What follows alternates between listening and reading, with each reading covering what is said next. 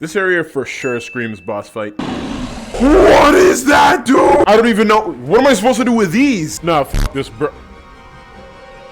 Oh, come on! Dark Souls bosses, kinda scary. Dark Souls VR bosses, cool. But a whole new level of fear achieved. GRIMLORD is the exact game the VR scene needs right now.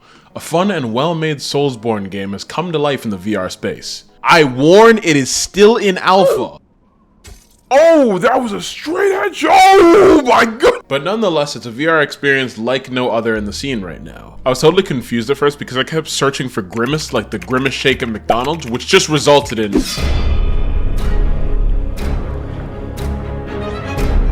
More importantly, as others have stated, this is a game with direction. Alternate routes and exploration, much like your typical Dark Souls. Not some sort of sandbox game like Bone Labs and Blade and Sorcery, which are great games, don't get me wrong. It's just that we have a shit ton of different sandbox games. But a genuine campaign where you can progress through different areas, just like the FromSoft franchise. It definitely doesn't have nearly the refined combat that Blade and Sorcery or Hellsplit Arena has, but the way it handles its combat is sort of impressive. Now, I was hyped as fuck about this game, not only to try a brand new experience of a Soulsborne style VR game, but because I can continue to excuse myself and run away from the fact that I still haven't beaten Elden Ring to this day. Yes, I know, I'm going to do it eventually. I have to do it before the DLC comes out. This game has a very simple style of combat, which is actually kind of nice, considering the fact that in some situations, it can get totally overwhelming with the amount of enemies that can be thrown at you. Instead of rolling, you have a dedicated dodge button that can straight up dodge any attack that's thrown at you, which luckily has a cooldown so you're not just, you know. And the same with parrying, which has its own stamina, where you can feel the vibrations of your controller slowly get more intense the weaker the grip on your weapon becomes when you're actually parrying against constant different attacks with absolutely no rest. Which eventually results in your weapons flying out of your hands when you're just constantly defending without taking a break. Although with attacking, you can just go buck wild and start slashing and stabbing at any point in time with no rest. Although some attacks are significantly more powerful if slashed correctly. In addition to the combat, there's actually no stamina bar when it comes to only attacking, which I gotta quickly say I'm very happy about because stamina in a lot of games tends to kind of limit your gameplay. But it's also understandable in a sense, just because, you know, there's balance purposes for it, or else you'd just be like tearing through everything at any point in time. Now, because there was no stamina bar in the game, I basically ended up trying to replicate Kirito going ham in the middle of a fight, which just resulted in... This is exhausting. There's so much shit. How it's you guys. Oh my goodness. You guys are really making me work for this. Regardless, as effective as it was tiring. Now that's just more of me playing with a lot of investment where you don't necessarily need to commit nearly as heavily to your swings, but for me personally, I just feel a lot more immersed in the game when I do. They also have the same formula where you collect souls, or whatever the fuck it's called in the game. Matter? It's matter. And use them to level up certain abilities.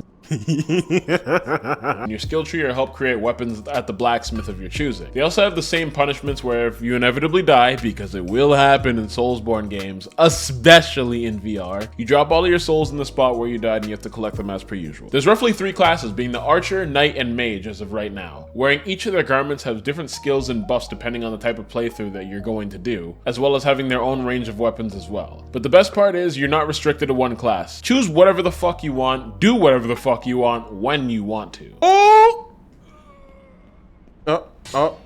Wait, hello? The outfit's really only focused towards buffing certain skills that you might want to aim towards, but of course, being me, I chose the meat-headed knight, you know, going for a straight strength intellect build, because I unga, therefore I bunga. Weapons feel pretty balanced in terms of what you can change between, except I got a tiny complaint about the two-handed ones. Maybe just because of how other games operate their two-handed weapons, but I personally feel like there was no hand leading the weapon. That might have not made much sense, but let me cook for a second. In Blade and Sorcery, Bone Lab, Legendary Tales, does anybody still play that? Hellsplit Arena, Saints and Sinners, and just any other melee VR game, it always felt like whichever hand was higher on the weapon led the weapon in the direction and the other hand would support it. But in this game, it somewhat feels like both hands have an equal amount of pull on the weapon, which results in a very weak looking swing or impact.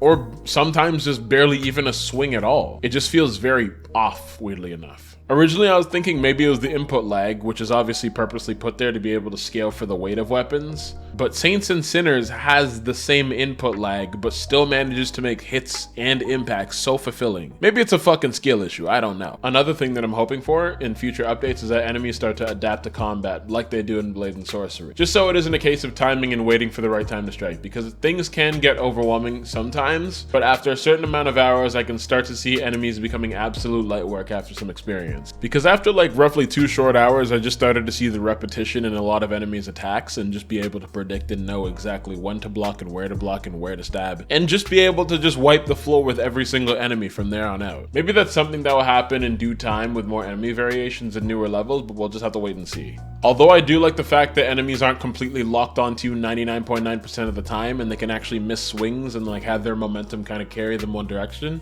It just kind of sucks to see enemies do the exact same 3 moves, whereas in Blade and Sorcery, for example, you can always get caught off guard just with the random input variations that enemies might do. Now that's a harsh comparison possibly because Blade and Sorcery has developed their combat for literal years now. I feel like it's just still a good example to be able to compare it to. It's so nice and refreshing to be able to actually have missions and objectives and be able to explore areas and take detour routes like your typical Souls game, as well as being able to unlock shortcuts that actually help you progress and navigate even easier throughout the map. I didn't actually realize that a lot of the elements of a Souls game could translate so well to VR, but it does. So far the bosses have had a significant presence, as well as not only with scale, but also appearance, and with the difference in movesets and powers too. The process of beating them honestly required taking a minute to just study their movements and then going in for a kill, but it does feel pretty rewarding to do so, and sometimes can just be a whole ass workout. You scream! Bitch! I need those. That has given me a stupid amount of confidence, ready enough to tackle the entire game from here on out.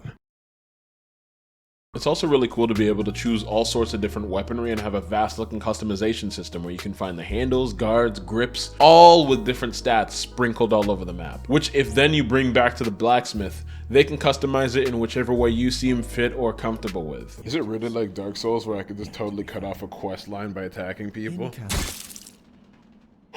You can also make some goofy shit as well, like having a giant ass claymore blade on like a tiny one-handed sword handle. Like, it's ridiculous, but it's great as well. I believe being in alpha right now, there's only 1 level right now, but it's pretty big, being roughly 3 to 4 hours of content if you're like taking your time carefully. I might be wrong there. Even then, I found that on my second playthrough of another character, I didn't end up finding a lot of things, or like finding different items that I ended up finding in a second playthrough. So there's a lot of hidden stuff around. There's a lot of nooks and crannies to be able to explore, which I think is really, really cool. If this keeps on getting the development that it definitely deserves, then this is easily going to be a huge and beloved staple in the VR community, much like Dark Souls is in the gaming community. It's well established, engaging, challenging, and overall just a lot of fun.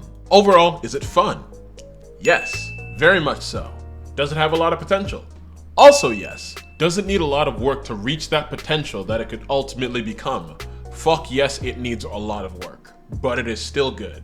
Thanks for watching the video. I hope you enjoyed it. I'll be streaming this on Twitch as well, so keep an eye out for it. Link in the description, and join my fucking Discord so we can all nerd out about this and other games to come as well. I've been meaning to do a Half-Life Alyx video and Green Hell, so that'll be coming eventually. I don't know when, but eventually. Link in bio for everything. Overall, I hope you have a great day. Stay safe out there. Please like, comment, leave. Hey. Oh, wait! No, wait, you're a person? No, I'm sorry. I take it back. That was completely by accident. Hear me out. We can talk about this.